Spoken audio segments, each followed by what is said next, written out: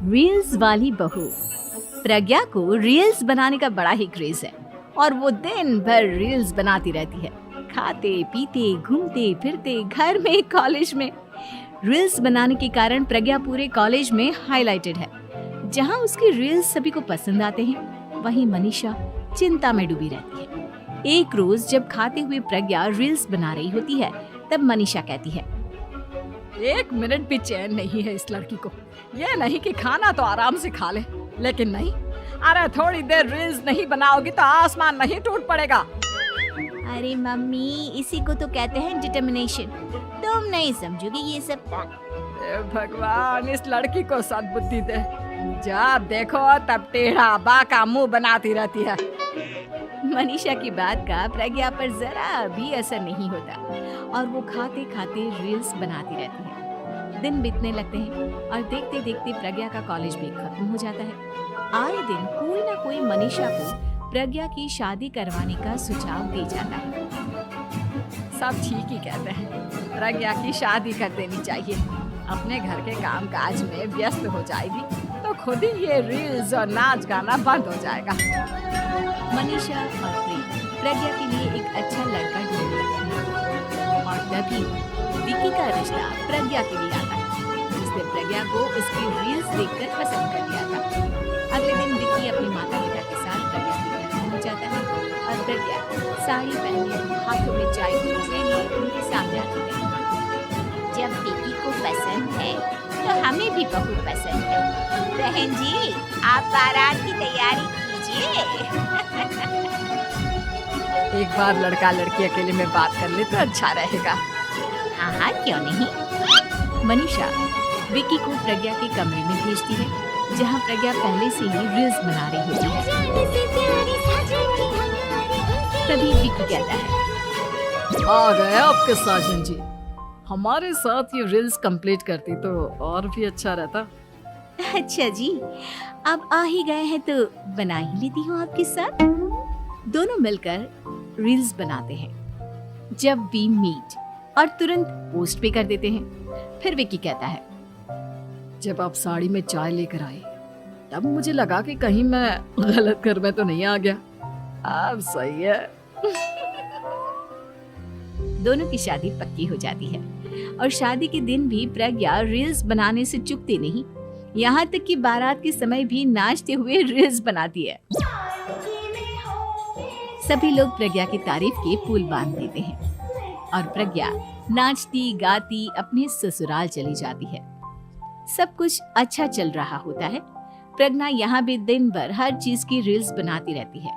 लेकिन कुछ दिनों के बाद जब सुनीता कहती है, बहू, ये रील्स के साथ साथ कुछ काम भी कर लिया करो।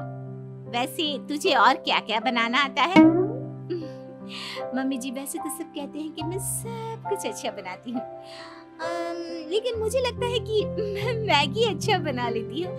हाँ, कॉफी भी अच्छा बना लेती हूँ और मुंह तो सबसे अच्छा बना लेती हूँ। हैं? अच्छा अच्छा। सुनीता अपना माथा पकड़ लेती है और कहती है, बहू, कुछ खाना बनाना भी सीख लेती। मम्मी जी, मैं लंबी प्लानिंग कर रही हूँ। जल्दी ही मैं इतनी फेमस हो जाऊंगी कि मुझे पैसे मिलने लगेंगे। हम दोनों सास बहू राज करेंगे, राज। नौकर काम करेंगी और लोगों की तो लाइन लगेगी हमसे मिलने के लिए। तेरा दिमाग खराब हो गया है क्या बहू? हंसी मजाक तक ठीक है, लेकिन इस तरह घर नहीं चलते।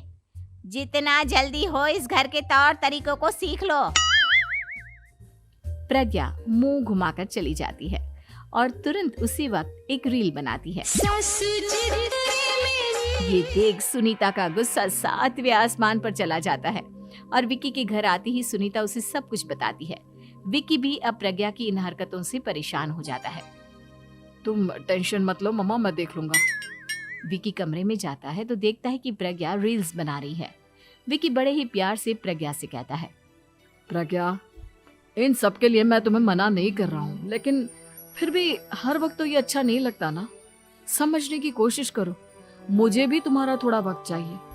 मैं जब ऑफिस से आता हूँ तो मुझे समय देने की जगह इसी में लगे रहते हो। तुम ज्यादा ही सोच रहे हो।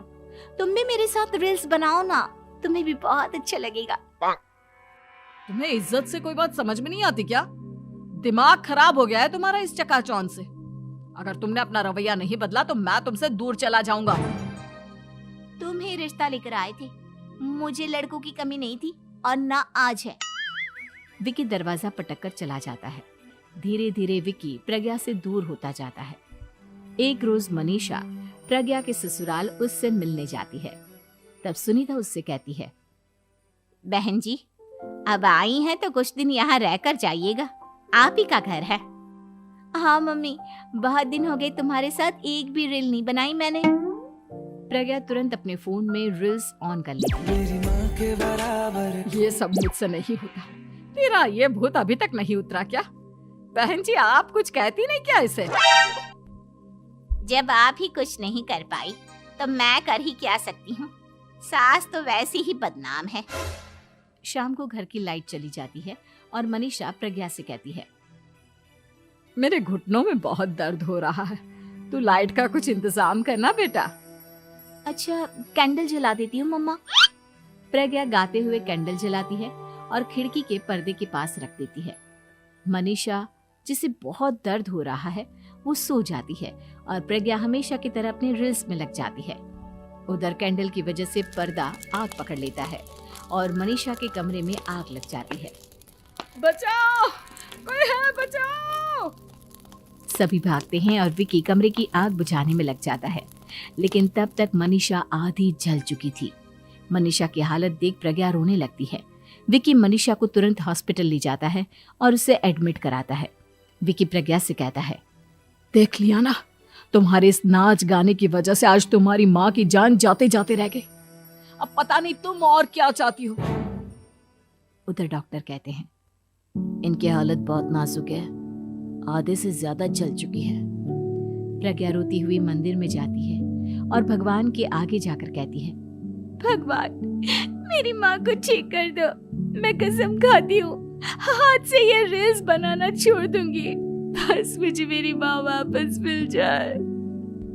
2 दिन बीत जाते हैं और मनीषा खतरे से बाहर आ जाती है। पेशेंट अब ठीक है, आप लोग उनसे मिल सकते हो। सब कोई मनीषा से मिलता है और प्रज्ञा सबके सामने अपना फोन तोड़ देती है। मुझे माफ कर दो मम्मा, मैंने तुम लोगों की बातों को नजरअंदाज किया। बेटा कोई भी चीज जरूरत से ज्यादा खराब है। मैंने तुम्हें रील्स बनाने से कभी मना नहीं किया, लेकिन हर वक्त एक ही चीज तो सही नहीं है। मैं समझ गई हूँ मम्मा, आई एम सॉरी। प्रज्ञा उस दिन से रील्स बनाना छोड़ देती है और पूरी तरह से अपने घर में लग जाती है।